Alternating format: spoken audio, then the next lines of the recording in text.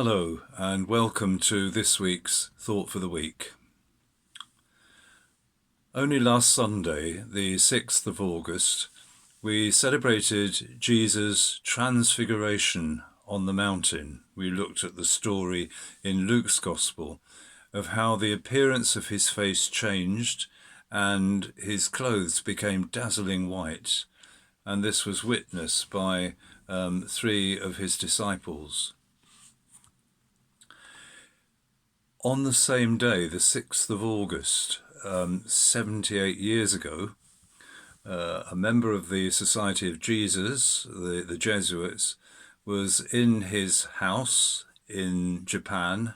They'd been moved relatively recently from Tokyo to a small coastal city, and he notes it was about just before 8:15 that morning on the 6th of August, and I take up his tale as recorded in his diary. Somebody called Father John Seames. The whole valley is suddenly filled with a garish light, which resembles the magnesium light used in photography, and I'm conscious of a wave of heat. I jump to the window to find out the cause, but I see only brilliant yellow light. As I make for the door, I hear a moderately loud explosion, which seems to come from a distance, and at the same time, the windows are broken in with a loud crash. There's been an interval of perhaps 10 seconds between seeing the flash and all this happening in his room.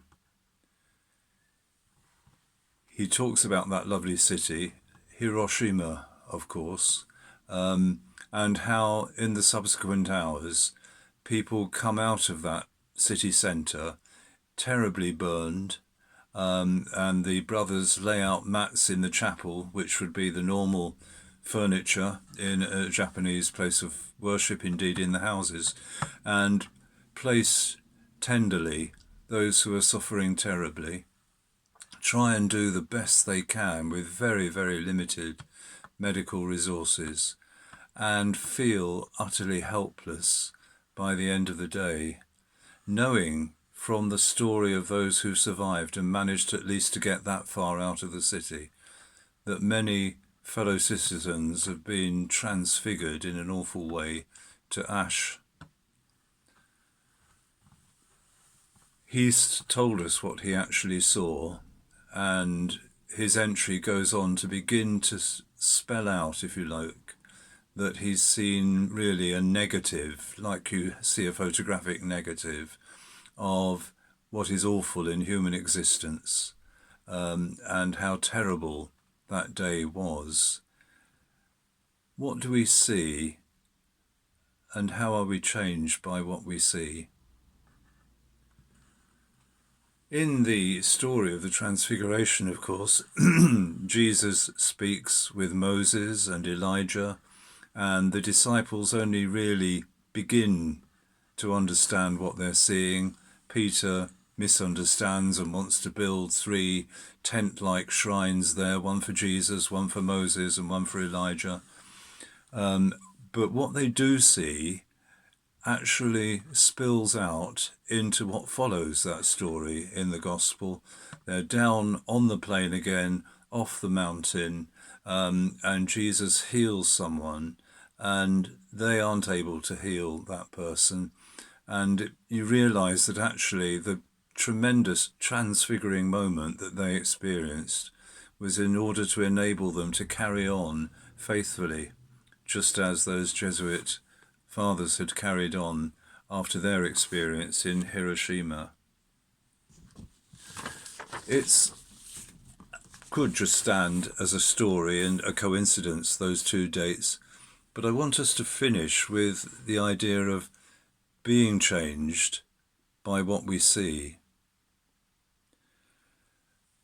In Paul's letter, one of Paul's letters, there's this remarkable reflection, literally the word reflection actually, which he alludes to.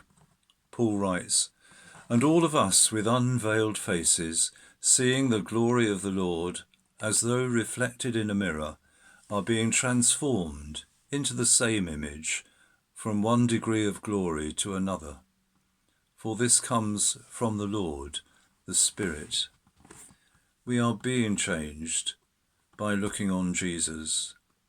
And it isn't often, if hardly at all, a moment of great exaltation and the full glow of the presence of the Lord, because like those disciples, and indeed like those Jesuit brothers, we are often in a cloud. They were overshadowed by a cloud on the mountain of Transfiguration, and there was that desperate negative experience of what humans can do to one another in 1945. It doesn't have to be as dramatic as that. I can remember when I was a curate going to a parish in the middle of Preston, which was poor. The area was poor, and the very small congregation was very elderly, and I put on my various vestments in the vestry, and there was a choir of 3, an elderly gentleman and lady, and a younger woman, and we all stood there, and there was a mirror which you looked at just before going out of the vestry into the church. I felt quite happy. I didn't feel really down at all, but you couldn't help but think, where are we going? Are we being changed by what we see? Lord, give us the faithfulness and the hope to keep going. So all 4 of us looked into the mirror briefly. I straightened a few things up, and then I noticed at the bottom of the mirror the words were written, Alleluia, anyway. Quite so. The Lord is risen. In his transfigured glory, he is with us, calling us to live by the power of his resurrection, in giving ourselves away, in dying to self, and becoming even more his disciples. Alleluia, anyway.